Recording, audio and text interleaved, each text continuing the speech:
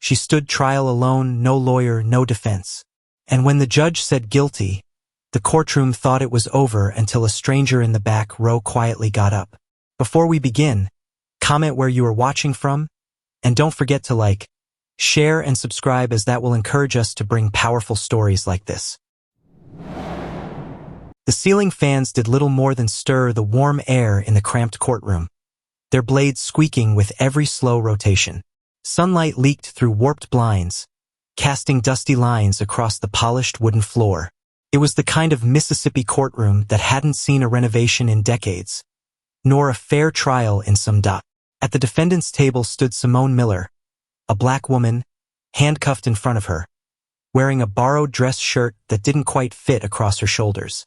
She was 32, soft-spoken, the kind of woman who kept her head down even when she had nothing to hide. Her deep brown skin glistened with sweat under the flickering fluorescent light. She hadn't said much all morning. No one had asked her to. The chair beside her was empty. Her public defender, a name she barely remembered, had never shown up. No explanation, no call. The judge, an aging white woman with a heavy brow and a calendar full of cases, glanced at the clock once, then waved the proceedings forward with a sigh. "Well, proceed," she said, already irritated. "Defendant has waived her right to representation by not cooperating with the court's schedule." Simone's lips parted, but nothing came out. She'd written letters, filed requests. She'd even asked to delay the hearing. None of it mattered now. Across the room, the prosecutor, a middle-aged woman with neatly styled hair and a folder thicker than the evidence it supposedly held, rose with theatrical calm. She spoke with confidence, calling Simone a danger to the community, painting her as a woman who had robbed a gas station at gunpoint late one night in a nearby town. There was no surveillance footage. The store clerk who had described the suspect had changed her story twice. The weapon was never found, and the fingerprint lifted from the counter had never been verified. But still, no one questioned a thing. The few people in the room looked on without reaction. 2 local reporters scribbled notes, more interested in the DA's posture than Simone's eyes. In the back pews, a couple sat whispering, one of them glancing toward the door as if waiting for the next case. No family, no advocate, no one who knew Simone well enough to know she didn't belong here. She stood still as the final statements were made, the prosecutor circling the room like a woman who'd already won. When the judge leaned forward and read the verdict aloud, it didn't feel like a gavel had struck. Felt like a body had fallen. Guilty. The word echoed through the courtroom with stunning finality. Simone didn't cry. She didn't flinch. She just stared ahead, her breath shallow, her knees locked, as if her legs might betray her. The cuffs on her wrists felt heavier than ever. Somewhere in the back of her mind, she thought of her mother's porch, the way she used to leave the light on for her when she worked late shifts. That light was gone now. Everything was gone now. And in the back of the courtroom, seated in the shadows, a tall figure in a dark suit stood quietly. She hadn't moved the entire time. She hadn't spoken.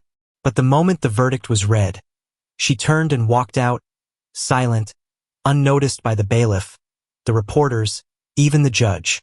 Simone never saw her. No one did. But that woman had come for one reason only. And now that she had heard the verdict, her work was about to begin. The memory came back in fragments. As Simone lay on the thin mattress in her jail cell, staring at the cracked ceiling, counting the flickers of the hallway light, her mind replayed that night like a broken record she couldn't turn off. Had just finished a double shift at the warehouse, 11 hours of lifting, sorting, loading. Her back ached, her hands were blistered, and all she wanted was to get home, heat up leftover rice and sleep. She never made it. She was 2 blocks from her apartment when the squad car pulled up. Lights off, quiet as a predator. The officer stepped out without a word, hand already on her holster. "Put your hands where I can see them." Simone didn't ask why. She just obeyed. Life had taught her not to challenge authority, especially at night, especially alone, especially when your skin was the same shade they'd been trained to fear. She was cuffed before they even said her name, thrown in the back seat like garbage. At the precinct, they showed her a grainy security still. Just the shadow of a person in a hoodie. That you? No. You sure? I was at work. They didn't check. Didn't call the warehouse. Didn't ask for time cards or talk to her supervisor. They had someone in custody. That was enough. She sat in holding for 3 days before she was moved to county. No one told her what was happening. She didn't have a lawyer's name. Didn't get to call her mom. She wrote letters. Waited for a knock. Waited for anyone to care. But there was only silence. Now back in the present, inside the dusty clerk's office of the county courthouse. A woman in a tailored navy suit flipped carefully through a stack of worn case files. Michaela Pierce didn't ask for help. She didn't wear a badge. No one knew who she worked for. She certainly never said, but the clerks knew her. The way you know someone who passes through often, but leaves no trace. She moved with quiet purpose. Eyes scanning file after file, highlighter in one hand, pen in the other. She didn't linger, didn't talk, didn't even look up unless she had to. On this day, her hands paused. She had found it. Miller, Simone case number 21748. Charge, armed robbery representation. No counsel present. Michaela circled the name slowly, then underlined the note at the bottom. Trial proceeded without defense. She stared at it for a long moment, not in shock, not in outrage, in confirmation. She closed the file, returned it carefully to the tray, and wrote nothing in the log. Outside, the wind picked up, rustling the leaves along the courthouse steps. Michaela stepped into the sunlight without a word. She didn't need to speak because the moment she saw that file, she knew one thing for sure. This wasn't justice. And now it was hers. The apartment was quiet, dim, and immaculately organized, though nothing about it felt lived in. The walls were bare, save for one. A massive corkboard covered in overlapping layers of newspaper clippings, yellowed court documents, and Polaroids of long-forgotten people. Red string connected certain corners. Notes written in firm, small handwriting filled the gaps. Michaela slipped off her jacket and hung it neatly on a rusted wall hook.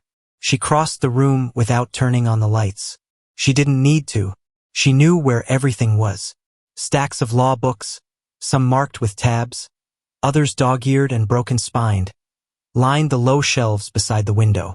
A battered laptop blinked softly on the desk. The only sound was the gentle hum of a floor fan and the ticking of a cheap clock above the kitchen sink. She removed the file from her leather satchel and placed it under a paperweight shaped like the scales of justice. Then slowly, almost reverently, she pinned a printed copy of Simone's mug shot onto the board.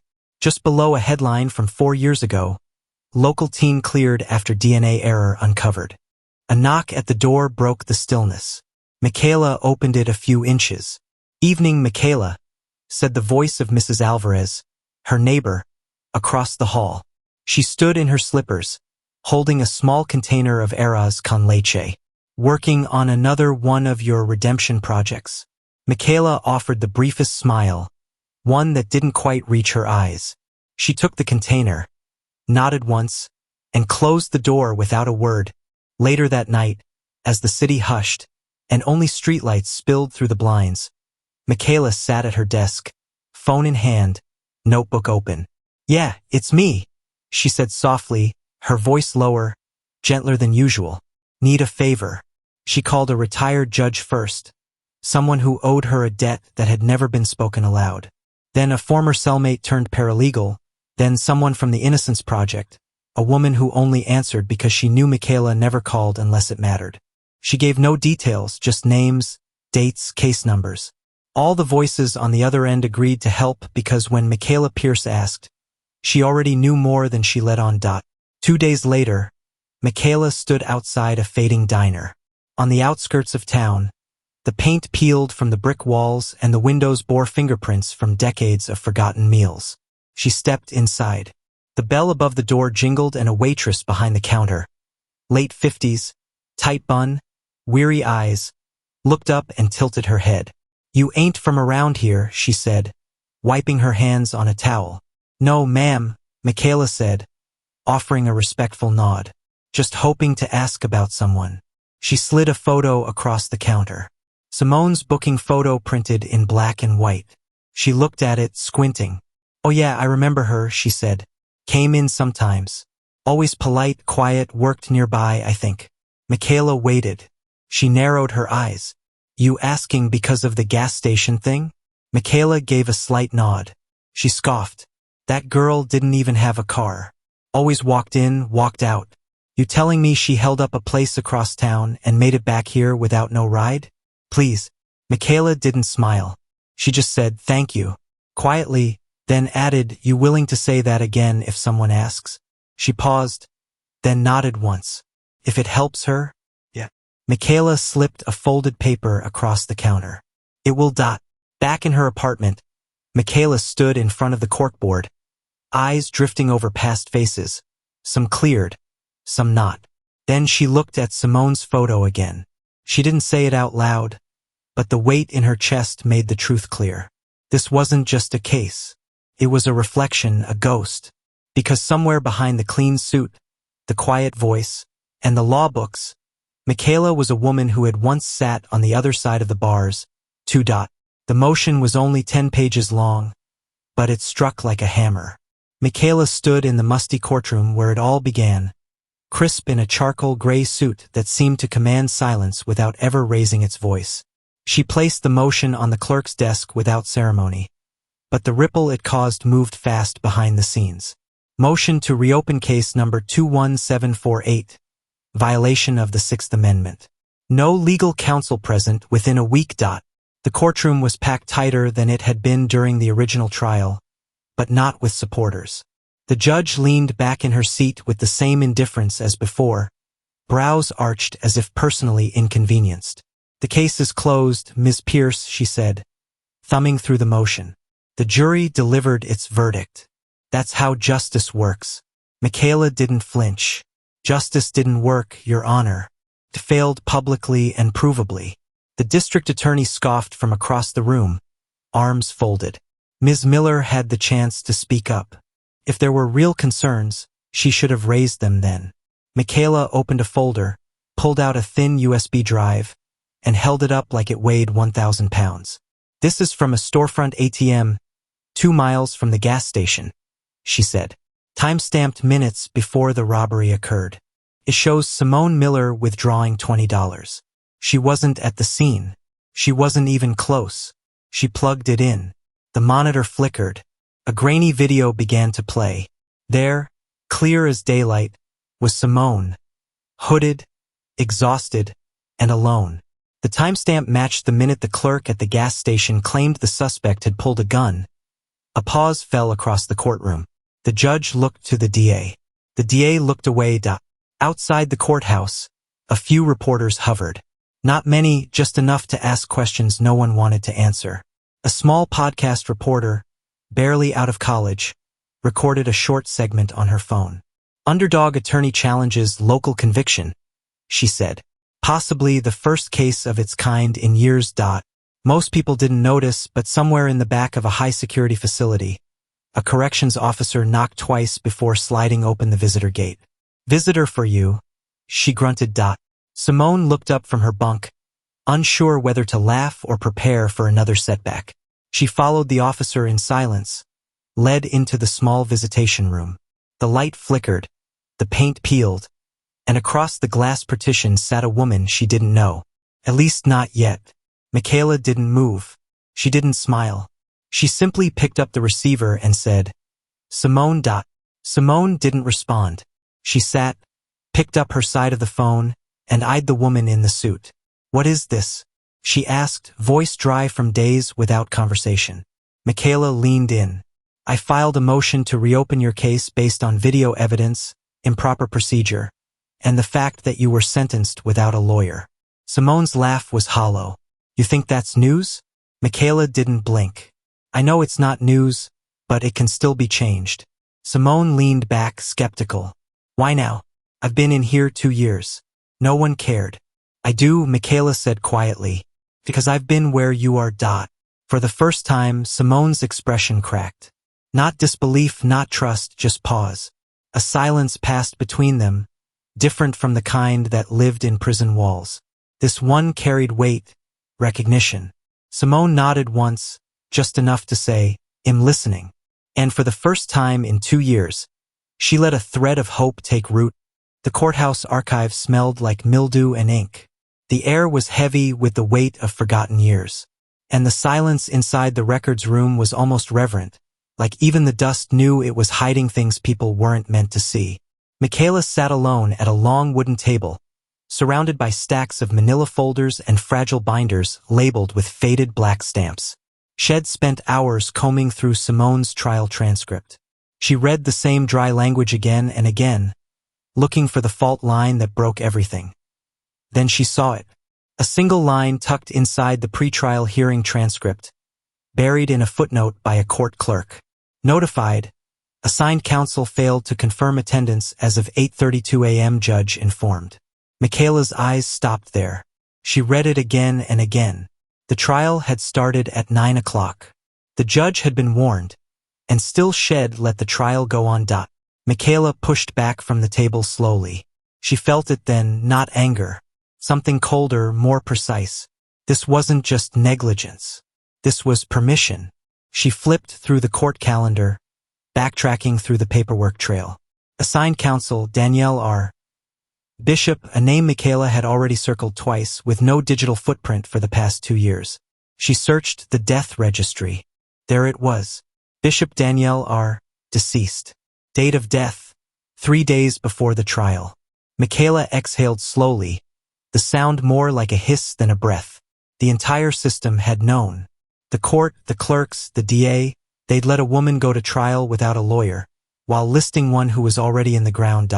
By the end of the week, Michaela stood in front of the appellate panel, clean-shaven, calm, and carrying a folder stamped in red. Supplemental motion, judicial misconduct. The courtroom was packed this time, not with family or press, but with silence. The judges listened carefully. One raised a brow as Michaela laid out the timeline. The defendant's counsel was deceased before the trial began. Michaela said, her voice steady. The presiding judge was notified and allowed the trial to proceed regardless. This isn't a technicality. It's a civil rights violation of the highest order. She handed over a certified copy of the death certificate. A second document, the clerk's original time-stamped note. A third, testimony from the court's own record supervisor verifying the chain of custody. The room didn't erupt. There was no shouting, no dramatic gasp, just stillness. The kind that comes when truth lands like a stone in deep water. Hours later, as the appellate judges filed out, news broke quietly but swiftly. Judge Leona Pritchard, who had sentenced Simone Miller without blinking, had tendered her resignation. Effective immediately, no statement, no press conference, just gone. 2 days later, Simone sat across from Michaela in a clean white jumpsuit in a different courtroom this time, one with windows. Is this real? She asked, eyes locked on Michaela's. They're really hearing my case again. Michaela didn't smile, but her eyes were warm. They have no choice now. And for the first time, Simone let herself lean forward, just a little, toward a future that for the first time in years wasn't already decided. The hearing room buzzed with a kind of tension that didn't show up in transcripts. Rows of people sat stiffly in polished wooden benches, some clutching notepads, others cell phones.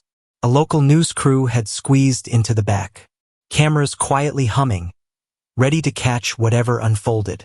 At the defense table sat Simone Miller, no longer in a prison jumpsuit, but in a second-hand navy suit that still bore the dry cleaner tag beneath the collar. Her shirt was a size too big, the knot in her tie slightly crooked.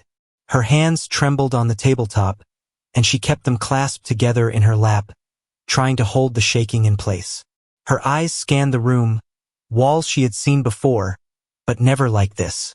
She was no longer a defendant on trial. She was now a woman waiting to be heard. And standing beside her was Michaela Pierce, spine straight, voice calm, eyes laser focused on the 3 appellate judges before her. She didn't start with legal jargon. No quotes, no constitutional references. She started with her own story. I was 19, Michaela said, her voice steady, echoing slightly through the high-ceiling room. Wrong place, wrong time. No record, no lawyer who cared. I spent 6 years in prison for a crime I didn't commit. 6 years I can't get back. The courtroom was silent. My mother died while I was behind bars. I wasn't allowed to attend her funeral. I was released when a stranger found a document buried in a file cabinet. The same kind of document I found for Ms. Miller. She stepped closer to the bench, laying down the certified papers with care. I am not here today because I want a career win. I'm here because someone once gave me back my life when I thought it was over. And now, she turned briefly, glancing at Simone. It's my turn. There was no applause, no whispers, just stillness. The kind that comes when truth lands like a stone in deep water. The senior judge leaned forward, thick glasses perched on the edge of her nose. She looked over the file, then back at Michaela, then at Simone. This court finds, she began, her tone clipped and formal, that the original trial of Ms. Miller was conducted in violation of her constitutional rights. The judgment is vacated. The conviction is overturned. The gavel dropped. And just like that, it was done. The cameras clicked to life. Flashbulbs popped like fireworks. Reporters stood and scrambled for quotes. But in the chaos, Simone sat motionless. No smile, no fist raised. She just closed her eyes and breathed a long, slow breath, as if her lungs had forgotten how to fill completely, as if the air outside those prison walls had been waiting for her all this time. Tears didn't fall. Not yet. Relief came in silence. Michaela placed a hand on Simone's shoulder, firm, but gentle. A silent gesture that said, "You're free now. No one can take this from you." And even as the courthouse swirled into noise, Simone remained still in her chair. Because for the first time in years, her future wasn't behind glass. It was in front of her, wide open and real. The gates didn't creak. They swung open silently, as if they too understood the moment didn't need sound. A soft breeze rustled the trees overhead, and beyond the chain-link fencing, the world carried on. Cars, people, sunlight. Simone Miller stepped out. The suit she wore wasn't the same one from court. This one was lighter, better fitting. A gift from a local church outreach program. She carried no bags, no fanfare, just a hot coffee in a white paper cup, gripped with careful fingers, as if the warmth helped anchor her in this new reality. The sidewalk outside the prison felt unfamiliar beneath her shoes. Everything was sharper. The sky more blue, the smells more layered, the sound of birds cutting through the morning air like music. She didn't know where she was headed yet, but she knew where she wanted to stop first. The apartment building was still the same. Cracked stone steps, ivy climbing the sides, mailboxes rusted at the hinges. She knocked once on the door she remembered. It creaked open, empty. The small apartment was clean, cleared, but not vacant in spirit. The corkboard was gone. The bookshelves bare, but the imprint of long nights and quiet war still lingered in the air. Michaela's chair was still pushed slightly back from the desk, as if she'd just stepped out for a minute. Simone stood in the doorway, unsure of what she was hoping to find. Then a voice behind her. "You looking for Michaela?" came a familiar tone. Mrs. Alvarez, the neighbor, across the hall, holding her usual Tupperware in hand. "She left about a week ago, quiet like always." She paused, then held out a plain white envelope. "Told me to give this to someone if they ever came asking." Simone took it, nodding in thanks, and opened it slowly. Inside, a handwritten note in neat black ink. "Use your voice. Someone else will need it next." There was no signature. There didn't need to be. Weeks passed. One evening inside a modest community college auditorium, a group of first-year criminal justice students sat in folding chairs, notebooks ready, unaware they were about to hear something that wouldn't fit on any test. At the podium stood Simone in a charcoal sweater and slacks, hands gripping the edges, her voice steady. She told them everything. Not just about the arrest or the trial or the prison walls, but about silence, about being forgotten, about hope that feels so small you're scared to even name it. She spoke of a woman who never asked for applause. A woman who showed up, stayed quiet, and changed everything. The students didn't move. Some clutched their pens, frozen mid-note. Others simply sat eyes wide, processing the kind of truth that doesn't live in textbooks. And when Simone stepped away from the microphone, the room didn't erupt in clapping. It just sat in stillness, the kind that comes when something sacred has been spoken.